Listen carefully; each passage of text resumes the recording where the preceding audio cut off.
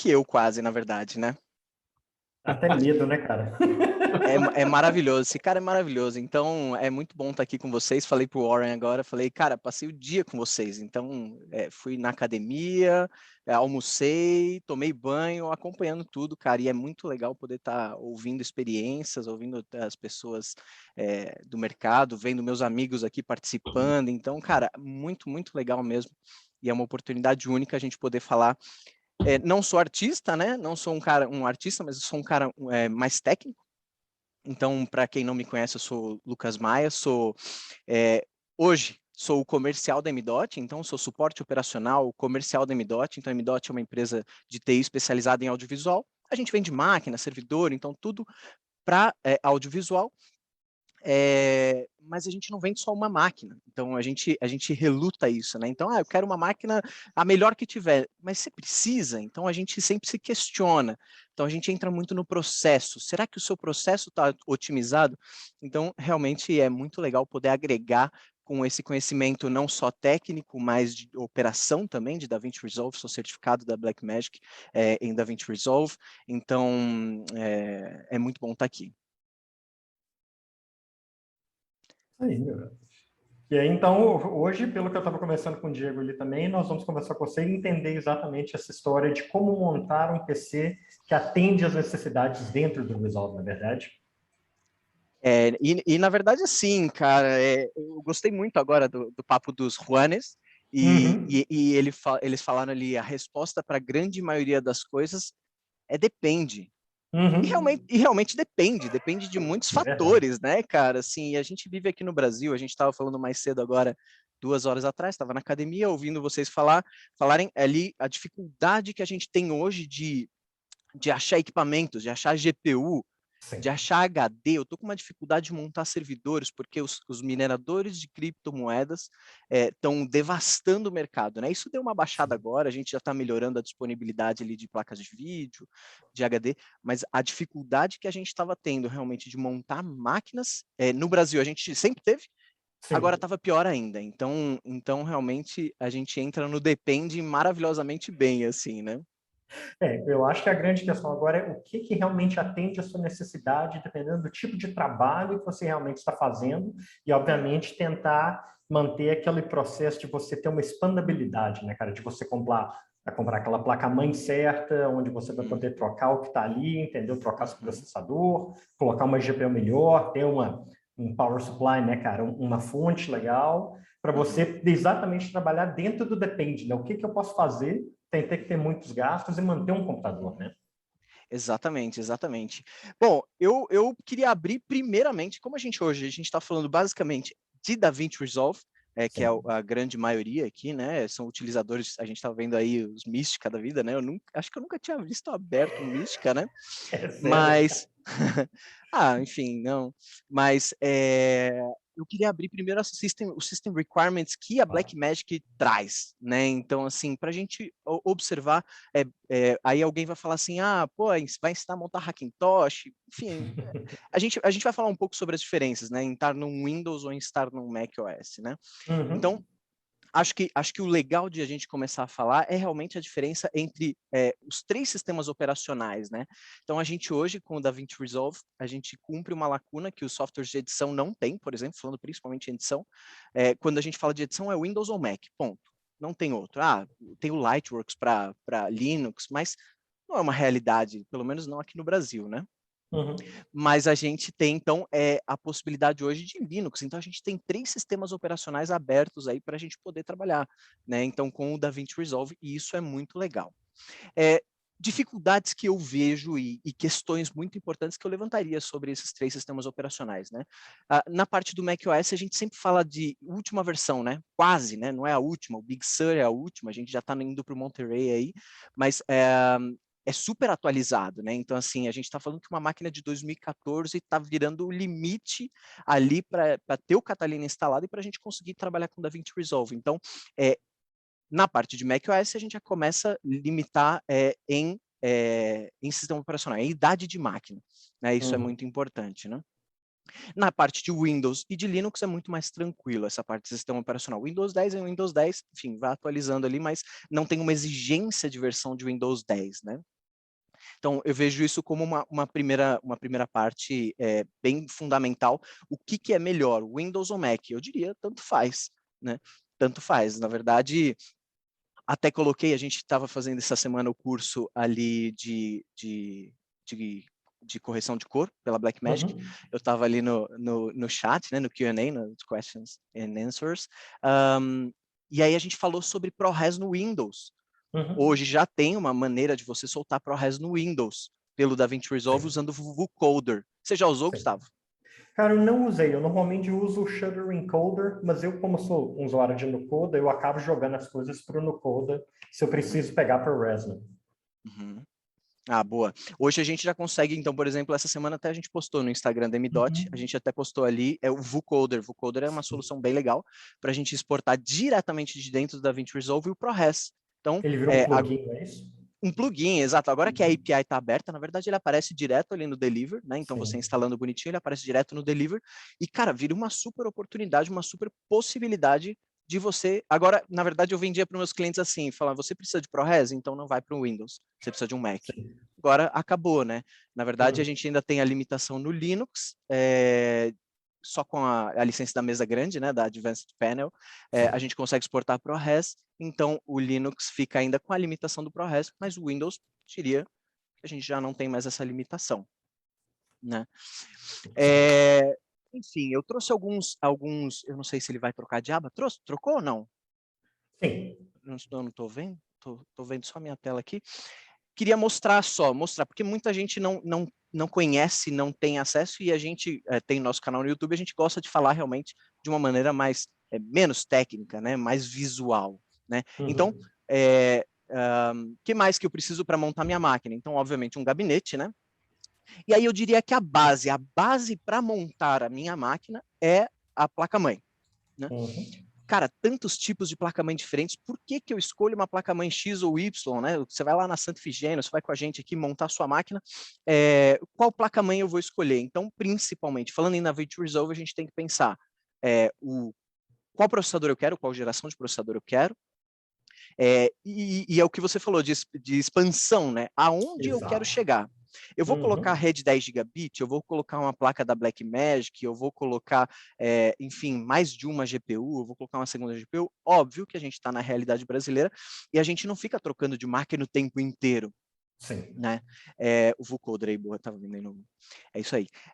Então a gente não fica trocando de máquina o tempo inteiro. Então, cara, essa é a base, é o start ali para a gente ter uma máquina. Então, existem placas-mães pequenas que custam ali 500, 600, 700 reais, com 2 slots de memória e com um slot PCI só.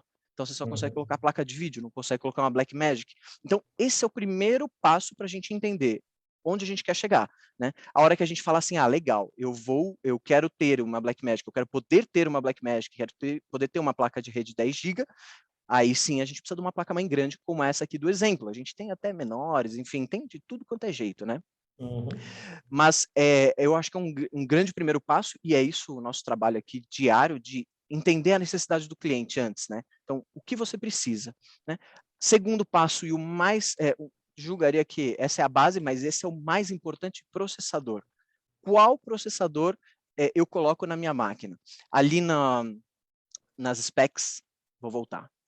Ali nas specs de DaVinci, né, a exigência de sistema operacional, de máquina, não tem uma exigência de processador, ele nem cita aqui processador, cara. Isso é muito Exato. louco, né? Ele nem cita processador. Ou seja, minha opinião, é o melhor que o seu dinheiro pode comprar. Então, vá no máximo. Porque você não compra um carro 1.0 esperando que ele vire 2.0. Então, assim, daqui a 2 anos eu troco o motor do meu carro e vou colocar um 2.0. Esse é o motor. Fora que ele é alinhado com a placa-mãe. Então, assim, a gente está na 11ª geração hoje de Intel, né? Coloquei Intel aqui porque é mais o nosso dia a dia. A gente tem Sim. algumas experiências não muito boas com a AMD. Sei que Uhum. é um baita processador, sei que é maravilhoso, mas esquenta demais. Então a gente até vendeu uma máquina, um i9, para Ribeirão Preto. e a gente teve problemas até com o water cooler que a gente vendeu subdimensionado para Ribeirão Preto. Então, uma cidade muito quente, a gente teve que trocar o water cooler dessa máquina. Então, você imagina num Threadripper, né, que seria uma máquina super poderosa, incrível, e que lá na gringa a gente fala assim, o preço é equilibrado com os processadores da Intel, né? Aqui eu acho que, na verdade, lá é mais barato, né? Então aqui a gente não tem tanta essa disparidade, assim, é muito parecido, né? Intel e AMD, né? Os Threadrippers são bem caros, chega a custar R$ 30.000 um processador, né? Um 3990X, né? Acho que é Sim, isso, 3990X. exatamente. Isso se a gente nem entrar na questão dos Zetex, né, que são os de servidores que vão até 64 cores também, né? Olha, em minha experiência de MDOT, né? Antes eu era supervisor de pós-produção na O2. Em minha Uhum, experiência de 6 anos de MDOT vendendo máquinas, cara, eu nunca vendi uma máquina Xeon, vai? Um uhum, Xeon, um Xeon, né? Um processador de servidor para sim. correção de cor. Né? A gente Uhum, nunca chegou num Xeon Gold, assim, a gente sempre vai nas máquinas custo-benefício, porque sim. normalmente você pega um estúdio, começa com uma máquina de um colorista, aí vai ter um assistente, depois vai ter outra sala de correção de cor, então a gente vai ter 500 salas, e você não vai botar Xeon em todas, né? Então, assim, o limite que a gente usa é basicamente o i9, né, da Intel, Uhum, e a gente fala de disponibilidade, né? Disponibilidade também é uma coisa que pega muito, né? Então, a gente trabalha, por exemplo, as nossas máquinas têm 2 anos de garantia para tudo. Então, assim, quebrou qualquer coisa, eu troco o seu negócio, seu processador, troco a sua GPU. Se eu vender um Threadripper, amanhã no distribuidor não tem mais.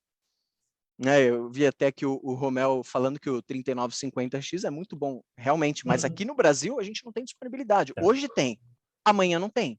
Então, disponibilidade, falando em disponibilidade e suporte, aqui é local Brasil, Intel realmente seria a nossa melhor opção. Então, qual processador que eu compro? O melhor que o seu dinheiro puder. Né? O Uhum. resto você acrescenta, o resto você troca depois, o resto você vai melhorando conforme o tempo. Né? Então, tenho amigos, por exemplo, o colorista Cauã Pastore, tem uma mega máquina no estúdio dele, um i9 da geração X, enfim, uma mega máquina, e aí o que ele vai fazendo? Ele vai trocando a GPU, vai melhorando, coloca uma rede 10 gigabit, então ele está usando essa máquina já tem algum tempo, então você consegue ir melhorando partindo do pressuposto que seu motor é bom. Né? Então, até quando a gente fala ali de notebook, então quando a gente vira um pouco para notebook, a minha recomendação sempre, para todo mundo que me pergunta, eu vou comprar um notebook, eu falei, cara, gasta mais do que você poderia gastar, assim, É, vai além, é, porque pior ainda de um desktop, né? Então sim. aqui a gente só está falando de desktop, então um notebook você não expande, você não aumenta a memória, mas você não troca a GPU, você não, enfim, não acrescenta coisas ali, né? Sim. Então, claro que com Thunderbolt, caixa de expansão, de novo, realidade brasileira, local, não é o nosso caso, né? Então, a gente trata É. realmente com disponibilidade local. Uhum. E aí também lembrando que quem está comprando Max agora, com o esquema do M1, você tem ainda menos possibilidade de fazer qualquer coisa, né? E o M1, cara, é realmente uma coisa muito impressionante, né, cara? Sim. O M1, eu tenho um meu grande amigo, divide canal comigo também, meu parceiro de vida aí, Marcelo Daros, comprou um M1 recentemente e ele me Sim. conta coisas que eu fico impressionado, assim. Então, é, vai chegar o Com M1 aí, certeza. vai chegar. Uhum. Eu hoje, Lucas Maia, eu vou dizer que eu não compraria, mas eu compraria um M1, mas é, tá quase para os M1X, M2 aí, Sim, tá na beirada, assim, então vai vir processador melhor, com GPU com melhor, certeza. então isso aí vai ser um calo no nosso sapato. Com Mas certeza. faz parte, tá tudo certo. Uhum. Segundo ponto muito importante, e aí eu fico maluco com as fábricas de notebook, né, de laptop, memória, cara, isso normalmente as fábricas não se importam tanto, né? Voltando aqui um Uhum. pouquinho para as specs, é muito engraçado a gente ver que no macOS o mínimo de memória é 8 GB, em Windows mínimo 16 e no Linux mínimo de 32 GB, cara, é bem realmente impressionante. E aí eu diria uma coisa bem importante, que eu prezo muito, cara, o mínimo é 2 pentes de memória, sempre, então assim, falando em dual channel, né, a gente até fez um vídeo sobre isso, com a experiência do que isso gera no processo.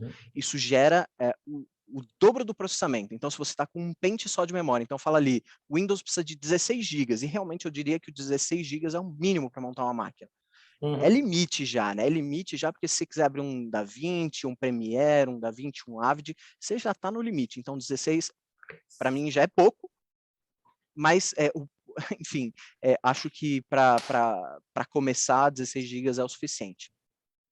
Mas a exigência são 2 pentes de memória. Com menos que 2 pentes de memória, com um pentezinho de memória só de 16, ou um pente só de 32, você não faz o dual channel da placa-mãe, né? E aí entra nos Techniques, deixo para os meus amigos técnicos aqui, engenheiros e, enfim, analistas de TI falarem mais sobre isso, mas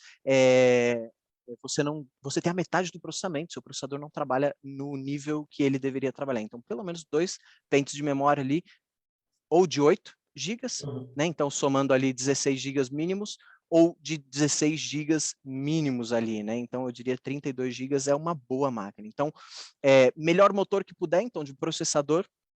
Então, melhor dinheiro que o dinheiro puder comprar. Então, i5, mínimo, mínimo, mínimo. Esquece 3, a gente nem fala de 3 ali, você vai ficar muito limite. Então, eu diria que i5 é o mínimo, i7 ideal, e i9 é o super, né? Mínimo de 2 pentes de memória, sejam de 8 GB ou de 16 GB.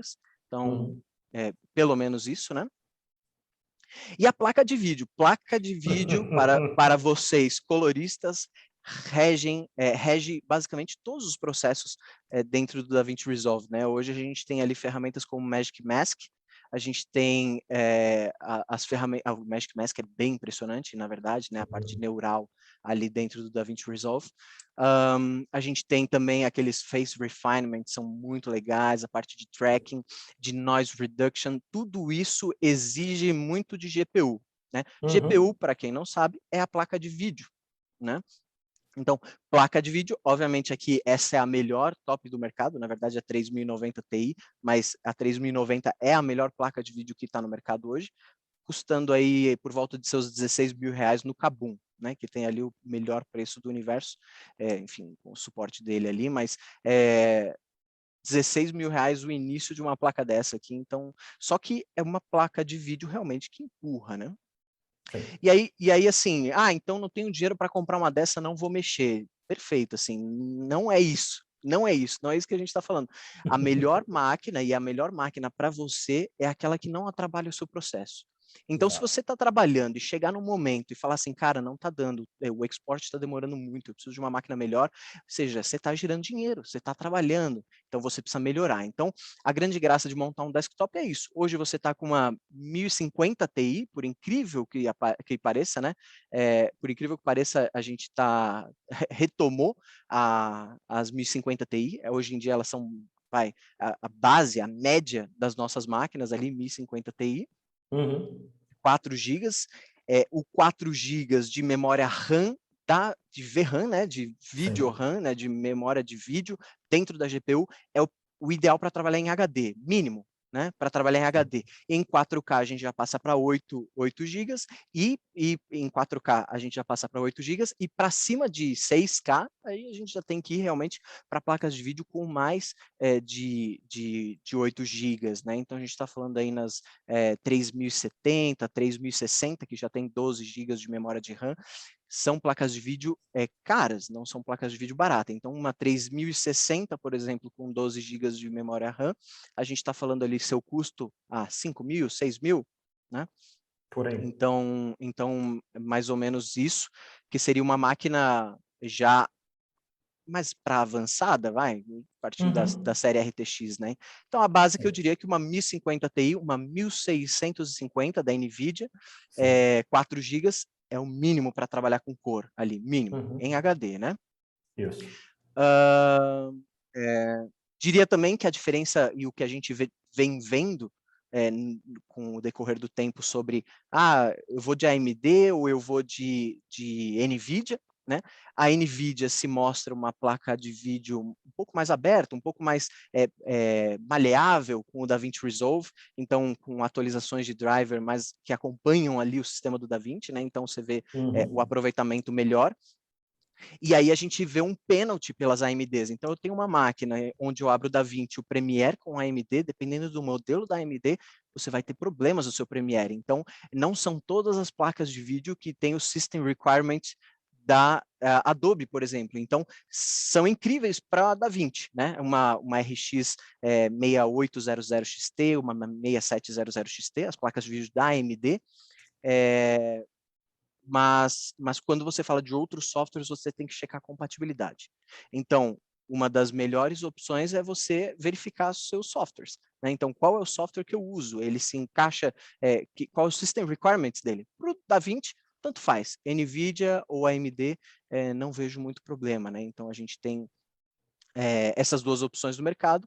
De novo, disponibilidade. NVIDIA tem muito mais disponibilidade, principalmente agora que o mercado está voltando, está reanimando ali, os distribuidores estão tendo mais equipamento para vender para a gente, né, para a gente montar a máquina. Então, NVIDIA, normalmente, a gente tem muito mais opção. E, Lucas, eu acho que é legal a gente só Claro. comentar rapidinho quadro versus GeForce, né? Só para as pessoas que têm interesse em quadro. Legal. Isso entra, a gente segue falando o tempo inteiro em disponibilidade, né? Então, disponibilidade de quadro no Brasil é muito menor, então eu sempre bato nisso porque esse é o nosso dia a dia, né? Então, assim, cara, queimou a sua placa de vídeo, você quer uma igual, tem que ter uma que você tenha disponível no mercado, né? Ou alguma parecida, pelo menos. Quadro não é sempre que a gente encontra, né? E ela vai muito bem, principalmente porque quadro tem mais memória de vídeo memory, né? RAM de memória, do que as RTX, tem muito mais. Então a gente tem a quadro RTX A5000, que ela tem 48 GB de memória de vídeo, se eu não me engano, acho que é isso. Não, a mais nova, a 5000 tem 24, a 6000 tem 48. Perfeito, a 6000, cara, isso é um absurdo, assim, a 6000 não tem no Brasil, essa placa de vídeo não tem no Brasil, vai demorar para chegar aqui, e se chegar vai custar uma fortuna, eu nem sei quanto que ela tá custando lá na gringa, cara. Cara, a RTX 6000, a última vez que eu vi, que é o modelo da série anterior, estava mais de 35 mil, que é a de 24 GB. A 6000 na Amazon, abrindo aqui rapidamente, 8 mil Eu acho que dólares, ela tá? custa, assim, ela, em teoria, custa 5 mil dólares no de mercado, mas está tudo estourado, né, ainda, né? Exato, 8 mil dólares, então uma A6000, 48 GB de RAM, é maravilhoso, cara, mundo ideal, compra lá, se fechar a conta no final do mês, então, vezes 5, né, eu ouvi você falando de impostos com os caras, né, falando sobre monitor, vezes 5,5, vai, 8 vezes 5,5, dá 50 mil reais, o dobro, 100 mil reais, só a placa de vídeo da sua máquina. Exatamente. Então, fora que as RTX e as GTX, na época, lá atrás, a Blackmagic rezava isso, falava bastante sobre isso, o floating point das placas de vídeo, então a maneira que elas processam os arquivos, que ela processa os dados passando para elas ali, da GTX ou das RTX não quadro, se eu não me engano, da quadro é 64 bits Isso, elas fazem FP 64, 32, 64 é maior, basicamente. Exatamente. Então, das RTX é muito mais amigável com o DaVinci. E assim, custo, basicamente custo, né? Então, tem dinheiro para comprar uma quadro, uma RTX A6000, maravilhoso, vai em frente. Mas lembre-se de disponibilidade, então queimou uma placa dessa aqui no Brasil, você não vai ter no dia seguinte, talvez esteja na garantia, você vai ter que mandar para a gringa para trocar. Então, compre uma disponível no mercado nacional, isso é muito importante. Seja uma 3080, uma 3090, tem no mercado, uma 3070. Então, a gente tem essas NVIDIAs disponíveis no mercado. Então, quadro é bom, sim, sem dúvida, só é caro pra caramba. Mas sim uma opção, é uma opção sim. Já vendi placas de vídeo quadro aqui na MDOT para alguma TV que estava fazendo cenário virtual. Sim. Então, a solução de cenário virtual dessa TV exigia uma quadro... Não me lembro agora qual que era, uma 4000. Deve ser tipo uma RTX 6000, RTX 5000, Era 4.000, eram uns 12 mil reais de placa de vídeo no custo ali, né? Então, era uma mega placa de vídeo. Então, acho que essa foi a placa de vídeo mais impressionante que que eu vendi por aqui, né? Uhum. Mas hoje em dia a gente já tem, então 3.090 aí com certeza é tão boa quanto, se não melhor, né? Sempre tem um site muito legal que eu gosto de ver, sempre consulto, na verdade são dois sites, até vou deixar essa dica aqui, vou abrir aqui, peraí, vou apresentar aqui. Então, um é o Budget Systems, Sim, tava, claro, né? Que faz toda a parte de maravilhoso, reviews e benchmarks e tudo isso, né? exatamente, então um site muito bom para consulta é o Budget, e o Sim. outro que eu deixaria para vocês é o GPU, eu vou colocar aqui no chat, O GP, GPU, o User Benchmark, sim. uhum, e o Budget. Então, esses caras aqui são muito, muito legais. Então, você consegue comparar placas de vídeo, né? Você consegue visualizar benchmarks reais, né? Uhum. Bom, para finalizar e a gente dar uma atenção aí para o chat, eu gostaria então só de finalizar falando da placa de output de vídeo, né? Então, no caso de DaVinci Resolve, a gente está falando das Blackmagics, e aí ela tem que encaixar ali exatamente na sua necessidade. Seja na parte de bits que ela entrega, né? Seja na conexão que ela entrega, então Uhum. SDI ou HDMI, na parte de bits, então quando você faz HDR, o mínimo de 10 bits ou de 12 bits em 444, então é muito importante a gente avaliar qual é a placa de output de vídeo que mais se encaixa na sua necessidade. Aqui eu mais vendo aqui definitivamente é uma mini playback, é uma mini monitor, né, 4K A da 4K. Blackmagic, exato, que tem HDMI e SDI, essa placa de playback aproximadamente aí, eu vou chutar um valor agora, eu vou errar, R$ 2.000, 2.000 e pouquinho. Cara, tá até mais barato, em torno de É, 1.500, e só para o pessoal entender a diferença, lá fora ela custa US$ 149. bota um zero na frente sempre ali, né? Então você acha ali. Basicamente. Para quem paga imposto bonitinho, é um pouco mais caro. Sim. Então, não é. Não, Eu tenho visto, tipo, Mercado Livre, essa história, né? A gente tem achado ela para em torno de 1.500 até uns 1.700. ai, cara, que difícil concorrer com esses caras, viu? Vou te dizer. Porque assim, Trazendo a gambiarra, né? e aí, assim, o que acontece? Tudo bem, as placas Blackmagic compradas aqui no Brasil, com a Pinnacle ali, né, com a Pinnacle, ou com seus revendedores, você tem 2 anos de garantia. Por meios oficiais, você tem 2 anos de garantia, e isso é Sim. muito bom. 2 anos de garantia é muito bom. Com os Extremamente nossos, importante. com os nossos clientes, como é que a gente trata normalmente, né? Normalmente eu resolvo. Até o pessoal fica bravo aqui, né? Porque eu resolvo o problema do meu cliente. Meu, quebrou minha máquina, bota outro no lugar e acabou, né? Tipo, então assim, a nossa diferença não é só o preço, é o trato, realmente, o acompanhamento com o cliente e o entendimento que a gente tem sobre a ferramenta. Cassiana perguntou aqui, tem 4K sim. Hoje em dia não faz sentido mais vender a HD, né? Até tem a HD em estoque aqui no Brasil, mas Sim. não faz muito sentido vender a 4K. A HD. É a Mini Monitor, né? É a PCI. Lembrando que hoje também, talvez o pessoal esteja confundindo, existe aquela Thunderbolt que era a Mini 1080 e existia a PCI 1080 também. Aí hoje em dia existe a Thunderbolt 4K e existe a Mini 4K também para PCI, né? Para desktops. Exatamente, exatamente. Então, assim, a gente acaba entrando numa série de opcionais e coisas que são opcionais, né? Que vão de acordo com a sua necessidade, mas que aí, por exemplo, fazem toda a diferença, né? Uhum. Ó, que estão Aí uma pergunta perguntando. eu acho também aqui interessante da gente conversar, Lucas. O que Uhum. você recomenda, cara, para quem está começando a parte de armazenamento, tanto do mais simples até a gente entrando em RAIDs, né? Entrando em box com 4, 8, 12, 16, 24 HDs, né? Uhum. Qual é a sua recomendação do zero Uhum. até, entendeu? Quem precisa de um Uhum. mais, né? Sim, sim. Uma parte importante também que eu acabei nem falando, porque a gente acaba tratando como um padrão, né? Normalmente nas nossas Uhum. máquinas, e sim, isso hoje em dia não tem mais a diferença que tinha antigamente, são os SSDs, então os HDs de sistema, né? Uhum. SSDs de sistema. Então a gente separa ali um SSD somente para o sistema e o resto Sim. para vídeo, né, para dados, para armazenamento de mídia, para você não ficar concorrendo performance. Então quando a gente fala Uhum. de um SSD para sistema, a gente está falando de SSDs NVMe. Os SSDs Uhum. NVMe de geração 3, por exemplo, de PCI, que são os que a gente usa normalmente, batem ali 2,5 gigabytes por segundo de performance, né? Sim. Então, assim, hoje em dia, o sistema operacional tem uma performance muito incrível dentro de uma máquina, né? Não usamos mais os SATAs, né? Por uma opção e por performance, claro. Uhum. E aí, quando a gente fala em playback de vídeo, existem muitos e muitos mitos, né? Então, alguém vai falar assim, eu comprei um HD da LaCie Thunderbolt, um HD de 1 tera LaCie Thunderbolt maravilhoso para editar meu material em 8K. O Thunderbolt, nesse caso, né, até brinco que é O pessoal não entende a diferença da interface com o que está dentro daquela caixinha, né? Exatamente. Então a gente coloca ali, a gente até tem um vídeo no canal que é polêmica, né?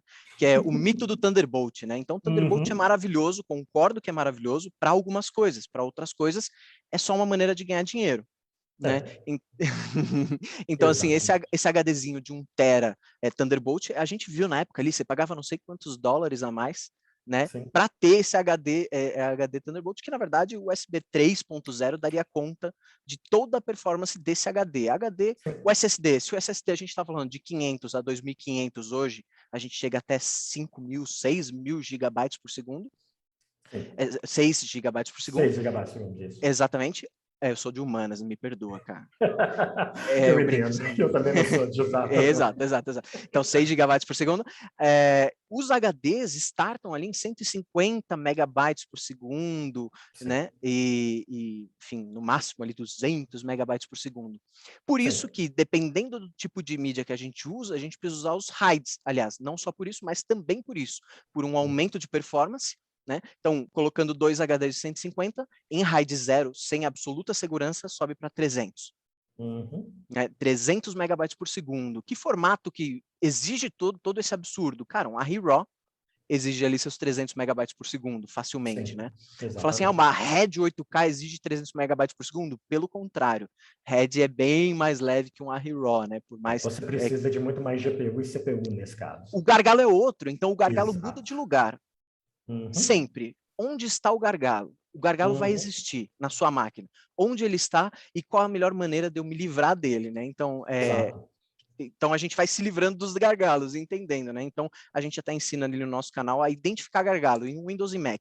Então, olhando ali nos scopes, no Activity Monitor, no do Mac, né? No Task Manager do Windows. Então a gente ensina ali a você a visualizar e entender onde está o seu gargalo. É CPU, é GPU, é Sim. rede, é HD. Né? Então, quando a gente fala de RAID, a gente vem de servidor, né? Então, Uhum. a gente tem o nosso Zbox, o nosso servidor de mídias centralizadas e tal. A gente fala ali em servidores de 8 a 24, 36 discos Uhum. HDs, discos físicos, né? Que a gente acaba chegando a 2 gigabytes por segundo, 4 gigabytes Sim. por segundo de trabalho colaborativo. Então, várias, né, O2, a Paris Filmes, todo mundo trabalhando ali centralizado com mídias. A Cassiana tá aí, não me deixa mentir, ali na The End, né? A gente está com um Uhum. servidor lá alocado também. Então, trabalhando todo mundo centralizado. Então, a gente identifica qual que é a necessidade do cliente e aí trabalha nisso. Então, o cliente vai trabalhar Uhum. em RAW, precisa de X HDs, precisa de um throughput necessário para trabalhar com RAW, né? Sim. Então, a gente dimensiona o servidor ou dimensiona o RAID, né? Uh, só é muito importante entender a importância do material. Então, eu preciso de RAID? Não necessariamente. Eu preciso de Uhum. performance ou de segurança? Normalmente a gente precisa dos dois, né? Mas É. nem sempre a gente consegue unir as duas coisas. Então, quando a Uhum. gente fala de RAID, a gente está falando ali RAID 0, né? Nomenclaturas técnicas, né? Então você junta dois HDs, soma os espaços, se quebrar um, perde tudo, absolutamente tudo. A gente fala em RAID 1, espelho, eu tenho dois HDs, um é igual, absolutamente igual ao outro, perdi um, não perdi nada, mas eu não tenho um ganho de performance, somente de segurança. E aí a Exato. gente vai para o RAID 5, que é o do dia a dia, a gente usa RAID 6, mas o RAID 5, você tem pelo Sim. menos 3 discos, não tenho mais uma mãe, então você tem pelo menos 3 Sim. discos.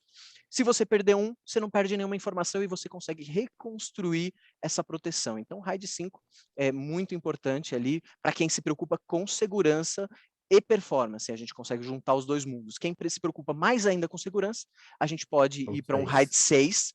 6, que aí a gente tem dupla paridade. Então a gente precisa pelo menos de 4 discos. Se eu perder um, eu ainda tenho outra redundância. Se eu perder outro, eu não perco material nenhum. Então a gente tem Sim. servidores de 8 discos que se eu perder 2 discos, eu não perco informação nenhuma. né? Mas, de qualquer maneira, isso te exige um conhecimento técnico, um monitoramento, que é o que a gente faz com os servidores. Estou o tempo inteiro vendo, tem algum disco quebrando, vai quebrar, já quebrou, e fazer essa substituição rápida, né? Exatamente.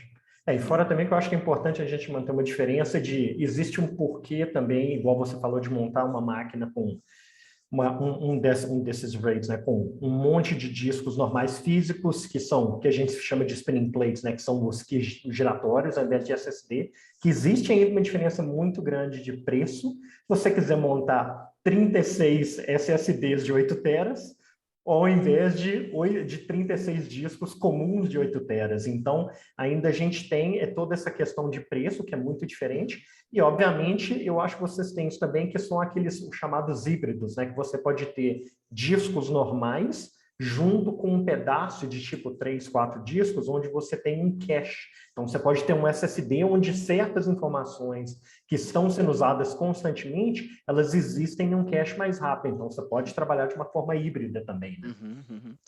Existem muitas linhas de pensamento e a gente tem que aderir a uma, né? A gente Sim. não tem servidores híbridos. Você especificamente não tem caixa de A servidores gente híbridos. não trabalha com servidor híbrido. O sistema operacional te permite fazer isso. Por que a gente não Sim. faz? Porque a gente tem um cache já, por default, na máquina, que é a memória RAM. Sim. Então, o material sai do HD do servidor e vai para a memória RAM do servidor.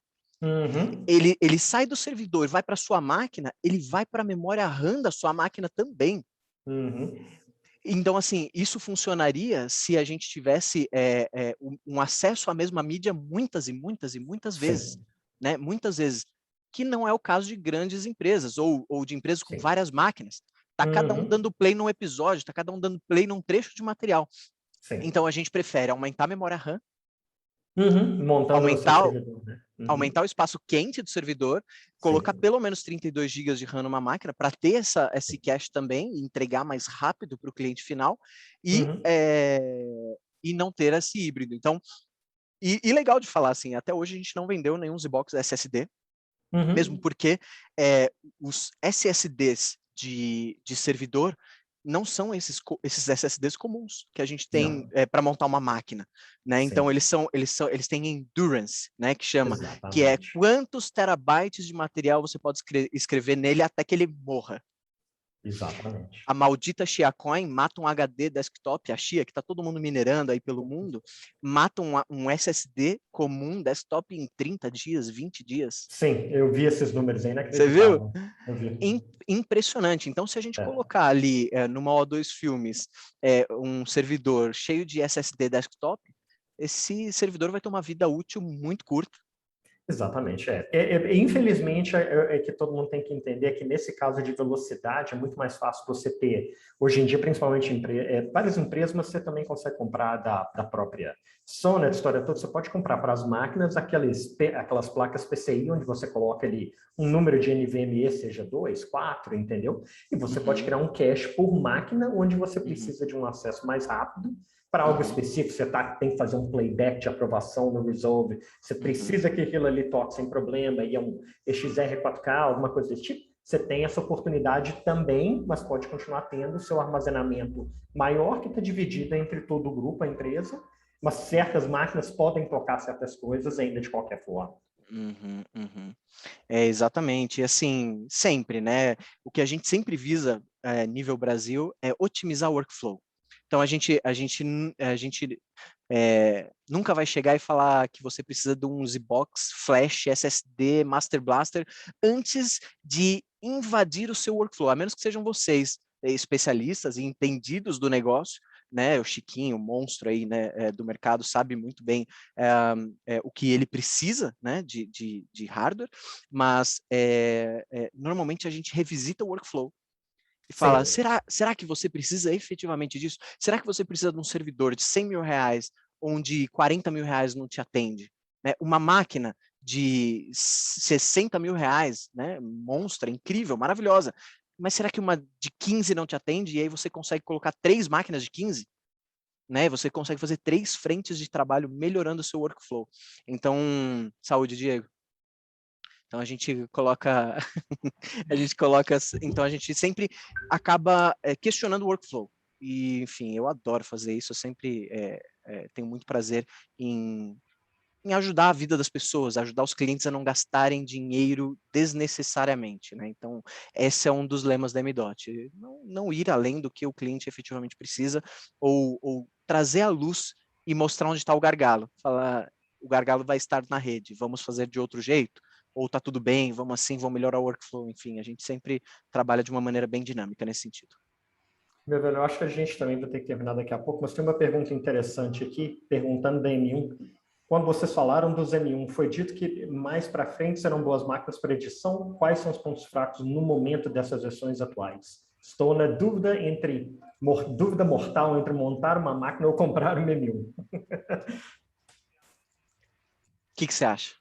Cara, olhando o que está no mercado agora, honestamente, vendo todos os reviews que eu vi recentemente, esperei aí esses 6 meses para um ano, né, que a gente agora tem pessoas usando há muito tempo. Se você está fazendo algo mais leve, eu definitivamente falaria, olha, funciona.